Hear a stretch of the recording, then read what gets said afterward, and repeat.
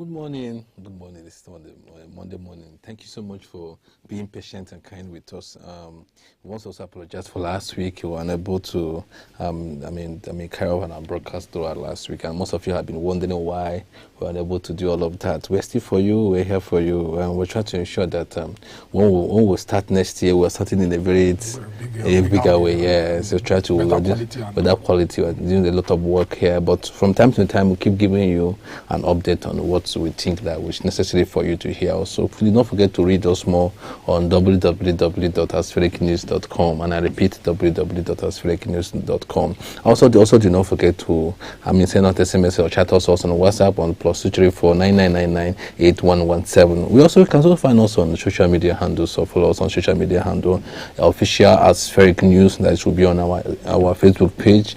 Then Instagram page is Aspheric News, and the Twitter page is also Aspheric News. Most importantly, the channel you are watching right now, Aspheric TV on YouTube channel. But do not forget to join us always on our YouTube channel, Aspheric TV. That's to give you more details and more interesting stories. Today we'll be discussing with our regular analyst. You know him, Alhaji Mustafa. Those of you that are regular with us. And Alhaji, how are you, sir? I'm good. Yeah. There was so much trending last week. It was a busy period, campaign, political, finance, fuel subsidy, and there's so much story going on. What's just come up with that? Well, I think the only thing that Nigerians have come to see as a more like in between APC and the PDP and the Labour Party and some other things is the activities of the G5 PDP governors, whereby they are like a kind of comic relief for Nigerians to laugh. You understand? Yeah, when they give us more of entertainment. So people now start after listening to political promises and speeches, we have to relax and watch other entertainment. Instead of that tense situation, you now discover that there is another avenue to entertain ourselves, and the G5 governors are really entertaining Nigerians. All right, today, let's review our newspaper for today before we go to some of the discussions. So let's begin with Punch newspaper. Punch newspaper, we have on the headline, NNPC petrol price without subsidies, 400 naira per litre marketer. Let's just look at that. I think actually one of the major headlines. Also, we also have oil firms struggling with subsidy. Government cannot be Father Christmas. Hype man, that is hype man, independent hype man. NNPC and NMDPR keep on over 30,000 filling stations face shortage. Well, the whole thing is that all this moving up and down, starting, for instance, we that were in Abuja, we have been dealing with this issue of shortage right from the beginning of the year until now. And now it has spread to Lagos and some other part of the country. The whole situation is all about pricing. And just like you are seeing there now, the marketers are now saying that, look, if without subsidy, the NNPC can only sell at 400 naira per litre. Is it sustainable? Is it affordable? Is it something that Nigerians can afford it? That's still less than $1.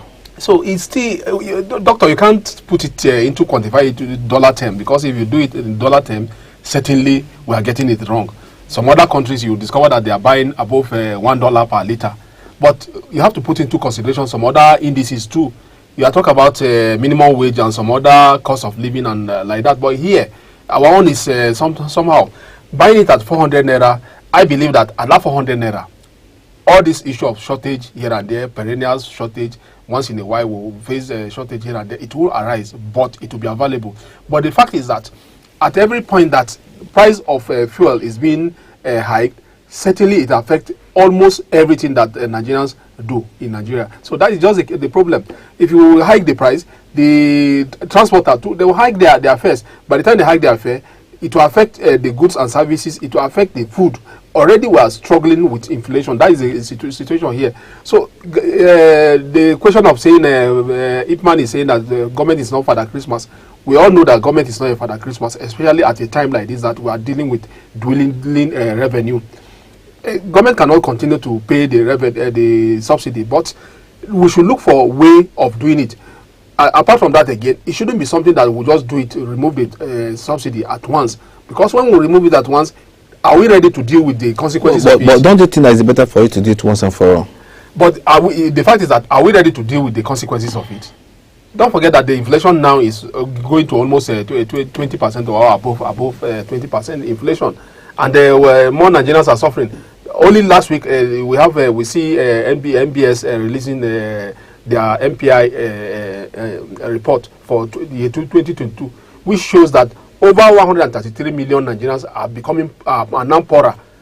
So that is the situation now. So a situation whereby you are not putting much burden on Nigerians, that is the case. So government, whether we cannot sustain it, because if we look at it very well, you discover that the government alone in the year 2022, over 6 trillion was budgeted for subsidy, which is not okay. All right, so we still have, still on the Punch newspaper, we have Adeleke reverses Oyetola appointment, state actions malicious. We also have election result, nationwide e-transmission possible, say telecommunication. So let's look at the, let's just look at the swearing in yesterday by the governor for your state. Now governor for your state yesterday. Yeah. So after his swearing in, make some declarations and make some appointment, and also reverses some appointment that were made by the previous administration. The question is that why did he have to do that immediately? Is that not going to affect the continuity? Well, excuse me. Sorry, please. Sorry. Well, it's just a kind of the transition period. Just 2 weeks ago, you now saw the outgoing governor appointing permanent secretary, of which is like laying a booby trap for the coming administration. That's just a problem. Recently, yeah. So before he leave office. Before he leave office, so you don't expect the current governor, who is just inheriting to the mantle of leadership, to continue with it. That's just a problem. So I believe that probably the APC administration then, under Oyetola, did not foresee their defeat. So, because if you recall, the period of the electioneering campaign in Osun and to the election, it was a bit calm compared to the period of transition till that yesterday. You discover that a lot of the tribunal was moving up and down here and there regarding the judgment, and to the extent of calling for INEC to release the result of the current governor. Well, it's going to be an interesting period, but by and large, the only thing that we could say is that Adeleke should put the interest of Osun into his consideration. Instead of fighting the former governor, he should just concentrate on delivering good governance to the people of Osun. He should be able to make the difference between what was lacking in the past administration and the present administration. Is just remedy it. Well, the tribunal will still continue. As long as the tribunal continue, I believe that the current governor Adeleke would kind of see it as if they are fighting him, and as long as they fight him, he too will fight back.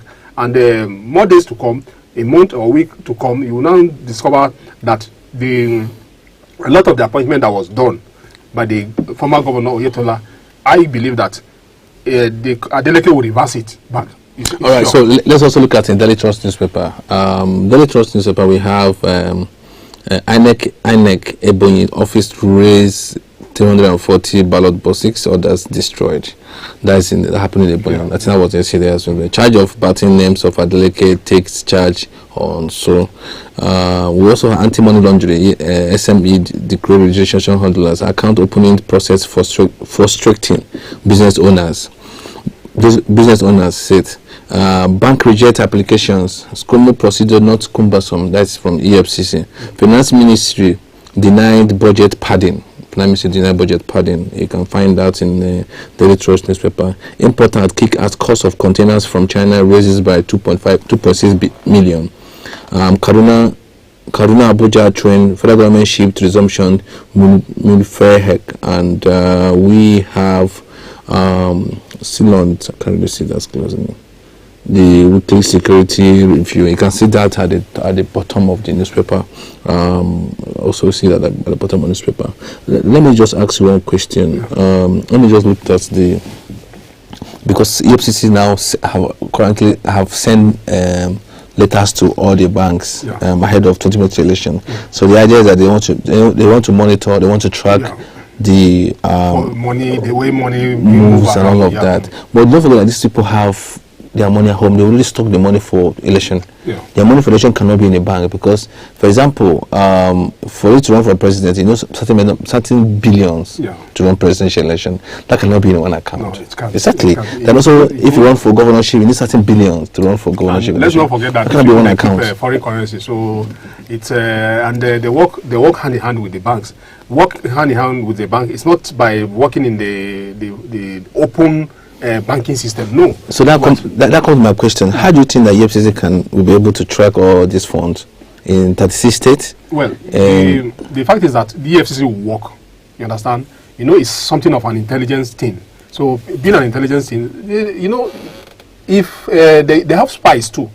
A situation whereby let's assume that somebody that is running to become a governor or running to become a senator or president, you discover that if a situation that money is being moved from here and to point A to point B, it's not passing through the normal banking system, but we are talking about physical cash now.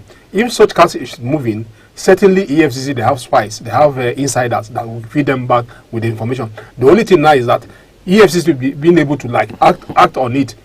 A situation whereby they'll act on it without fear or favor to say, okay, this one is a big name, that one is smaller name, they can go after the smaller name instead of the bigger name. Or they should say, okay, this one is part of the ruling party, this one is an opposition. No, they shouldn't do it that way. They should put everyone within their own radar to say, okay, we are monitoring you, and if we catch you, we'll bring you and prosecute you. All right, so next to discuss is on Vanguard newspaper. Let's look at Vanguard newspaper. We have a whole lot in Vanguard. So Vanguard, we have 4,000 medical doctors to migrate soon. That is from NAD. So, yeah. So we also have stakeholders loud Jim Ovia as Zenith Bank name Unilag Aluminium building after Abidapo Obe. So that's also in Vanguard. We have identified 100 high-risk financier of Boko Haram. That's interesting. So we have 90% ready to commence service. Federal government. That's Abuja Kaduna train station. Yeah. So 2023 article will be attack Tinubu. Nigerian children are at risk of death over poor vaccination. That we have on top of Vanguard newspaper. Why petrol shortage worsening in Lagos, Abuja, and others. Woodland raise Ebonyi INEC office. Dangote plant 300,000 fresh job. Let's look at the statement by the federal government about 100 persons that are financing the Boko Haram project. So it's like a business. Yeah, Nigerians have been looking forward to this to say, okay, it's every time we keep on talking about financier of Boko Haram, federal government has been making rhetoric statements, but up till now we have not been able to see a high-profile person being prosecuted for Boko Haram terrorism. Recall that only last year or so, that 6 Nigerians were arrested in UAE, Dubai, for financing of Boko Haram. So, and we could see that in Chad Republic, some of their Chadians there, they were being arrested and prosecuted, and some are even sentenced to death because of this Boko Haram terrorism. But here, we have not been able to see a prosecution of Boko Haram financiers, and that's if government is now coming out to tell all Nigerians that look, we have now profiled 100 Nigerians that are financing Boko Haram. They should be able to bring them to book, prosecute them, so that they will set an example that will deter other Nigerians from fomenting trouble. You know, we are dealing with too much security problems, so that instead of dragging feet on a particular aspect of it, we should be able to use some persons as a scapegoat. If they use them as a scapegoat, certainly will go a long way in this fight of terrorism and insecurity generally. All right, so let's also look at the Daily Sun newspaper. Let's check the Daily Sun newspaper. In Daily Sun newspaper, we have fuel scarcity persists as fuel stations ration products. the Russian project, like the project. But the question I'm asking is that in this south, there is fuel, especially in all these stations, but they sell 215 naira per liter. Yeah, if you look at it very well, you could see that like a state, Abuja is a federal capital, so they are still sticking to that official pump price somehow. Even they are trying to do it, but if you go outside Abuja, you will see that there is no queue, it's available, but at a very high So these marketers, they are very clever in the sense that they are just waiting for official pronouncement from the government to say, from NNPC to say, look, we are going to effect the new pump price regime. So like this aspect of this, they are rationing. Is a particular fuel station that have over 20 pumps. You discover that they will only be selling only 2 pumps, creating artificial hoarding, whereby long queue, people are spending hours to buy fuel. That is the situation. The whole thing is all about the secrecy behind the scarcity. Is something that is a deliberate attempt. And the deliberate attempt is because they are anticipating to a government to come out to say, okay, look, we have hiked the pump price from, instead of less than 200 naira, okay, they will say, okay, 250 naira per liter. So by the time they do that, you now discover that almost everywhere they will be selling. They will sell for the meantime, then in the future again, they will now come up and say it's not sustainable, the only sustainable, just like Punch said that only it's going to be 400 naira by the time government completely remove the subsidy. All right, so let's also look at the Sun newspaper. The Sun newspaper will have power shift at National Assembly. 2 clerk emerges as outgoing ones refuse to vacate office. This is this is 21st century. That story was over the weekend. Over the weekend, we saw that if the Dr. I don't know how to put this thing, because let's assume that you and I were here on this desk now. There should be a transition between you and I to say, okay, if you are going, I will succeed you. You already know this is something that has to do with documentation. When you start working, there's your document are being documented. You do the normal formal registration to say, okay, this is when you are being born. It's either by age you have attained that retirement age, or you have served for 35 years, then you are leaving office. Then why would the transition now become a problem? You understand? It means that there is a problem somewhere, and the problem somewhere is to start from probably the National. The National Assembly has a National Assembly Commission, Service Commission, which is different from the National Assembly, whereby they have the senators and the House of Rep members. Probably there is an interest that is overlapping with one another there. Otherwise, we don't see a situation whereby it will become a problematic to say, okay, the clerk is going. Either he's going or he's not going. Another one is trying to succeed him by force. This is uncalled for. There are certain stories that is not even supposed to emanate out at this time. All right, so thank you so much for joining us this morning. My own name remains Israel, and this is also Mustafa Adeleke with me in the studio. We'll bring you more updates for the end of the day. Right, tomorrow we'll also bring you an update. We'll keep trying to update you within whatever that's happening. So do not forget to follow us on our social media handles, including on our YouTube channel, and also do not forget to read more on our website www.asphericnews.com. Thank you so much for joining us, and goodbye for now.